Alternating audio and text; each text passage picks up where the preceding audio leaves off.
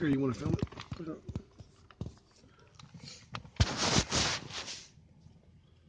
Hey, my name is Jai Haulk, and I'm the lead pastor out at Waynetown Christian Church. And, over the years, I always had people tell me this statement that I thought was kind of strange, and they'd say, if it ain't broke, then don't fix it. And on the surface level, that kind of makes sense, but then I started to think more of, well, what if I could do some things to prevent it from breaking in the first place? What if there's some regular maintenance that I could have done and it never would have broke? And so here at Waynetown, we're starting a new series called Fixer Upper, and we're starting to talk about things that are broken in our lives or broken in the world. And so who is this series for? It's for someone who sees a relationship in their life that is struggling and needs fixing. It's for someone who sees something broken in our world, like all the hashtag #MeToo posts going around on Facebook, and we see how many women that have been sexually assaulted and sees that needs fixed. Okay, that's interesting, Jai Haulk. This is the same Jai Haulk that's husband to Angela Haulk? Yes. That adopted your son, Isaiah, right? Correct, Ruth? Yes. And when they did that, they signed a post-adoptive agreement that guaranteed that you'd be able to visit Isaiah. Was it once, twice, or 3 times a year? I think it was twice. Okay. Now, anytime during that post-adoptive agreement or any other... Someone who's looking at their health and look at their... Any other time during that whole process, did they inform you that they were going to move Isaiah to Indiana? No. Okay.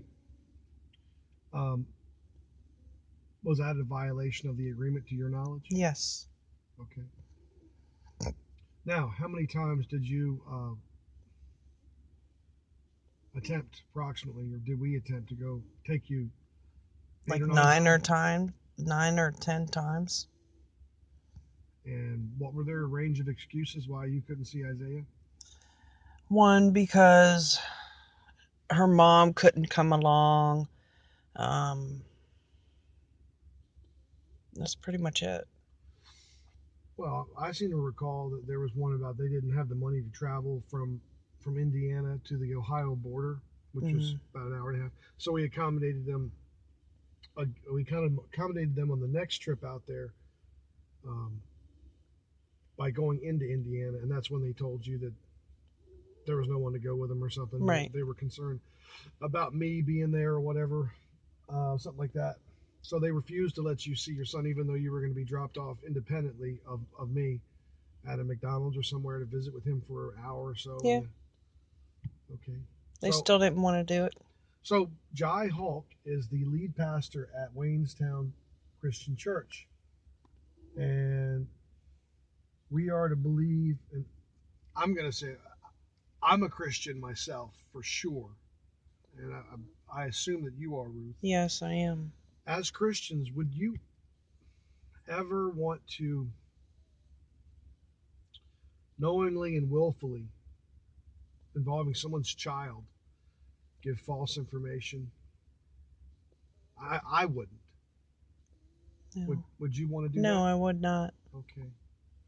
And would you prevent them from seeing their child? No, I would not. After you made an agreement to let them see their child? No.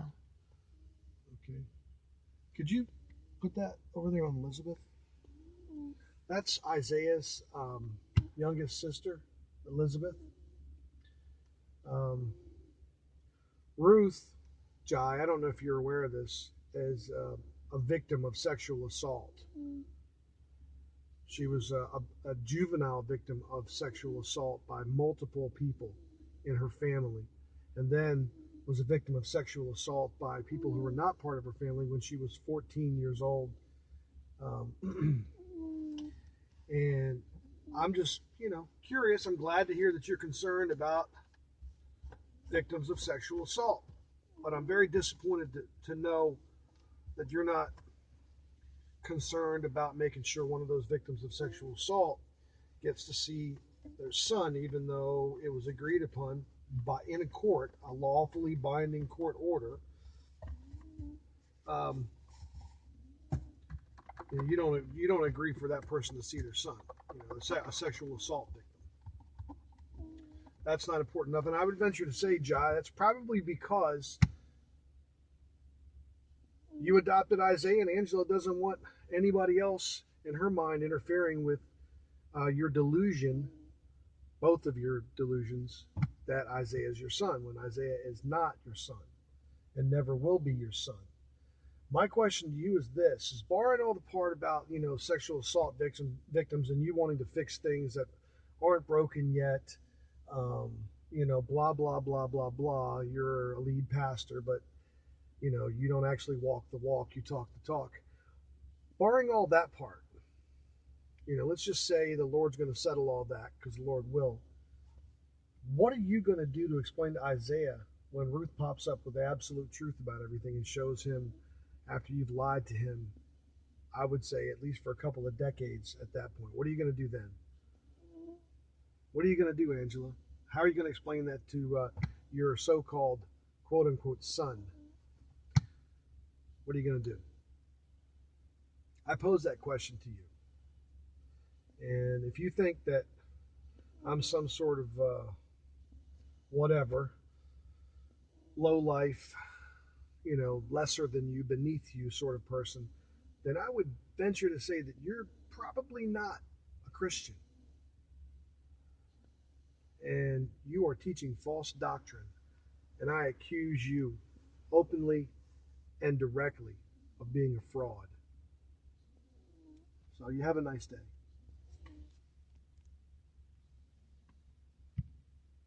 Looking at their finances and realize, hey, something just ain't working here. Or it's for someone who's not been to church in a long time and seeing that their relationship with God needs fixed. Hey, I believe this is going to be a life-changing series. We want you to be a part of it. So come out Sunday for week 1 of our new series, Fixer Upper.